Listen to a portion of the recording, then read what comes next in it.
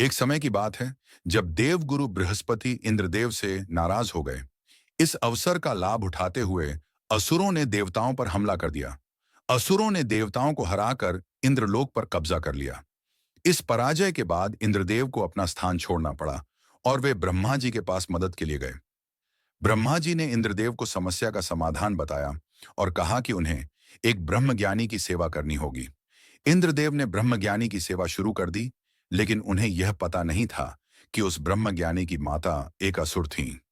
इसलिए इंद्रदेव जो भी सामग्री ब्रह्मज्ञानी को अर्पित करते, वह असुरों तक पहुंच जाती।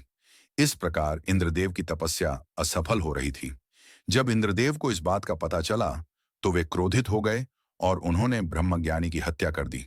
इस कारण इंद्रदेव पर ब्रह्म हत्या का पाप लग गया। यह पाप इंद्रदेव का पीछा करने लगा।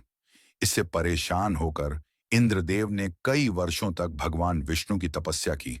अंततः भगवान विष्णु प्रसन्न होकर प्रकट हुए और इंद्रदेव से वर मांगने को कहा।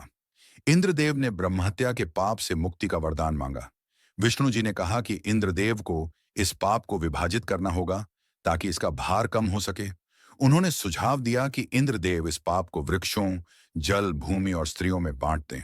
इसके बाद इंद्रदेव ने वृक्ष, जल, भूमि और स्त्रियों को पाप का हिस्सा लेने के लिए मना लिया। इंद्रदेव ने उन्हें उनके हिस्से के पाप के बदले में वरदान भी दिया। स्त्रियों ने इंद्रदेव के पाप का हिस्सा लिया और इसके बदले इंद्रदेव ने उन्हें यह वरदान दिया कि वे मासिक धर्म के दौरान शुद्धिकरण करेंगी। साथ ही उन्हें यह वरदान भी मिला कि वे पुरुषों की तुलना में अधिक आनंद प्राप्त कर सकेंगी। पौराणिक मान्यता के अनुसार स्त्रियां आज भी इस पाप का वहन करती हैं। इसीलिए मासिक धर्म के दौरान उन्हें मंदिर में प्रवेश की अनुमति नहीं होती। हालांकि वैज्ञानिक दृष्टिकोण से देखा जाए तो मासिक धर्म एक प्राकृतिक जैविक प्रक्रिया है जो महिलाओं को गर्भधारण के लिए तैयार करती है।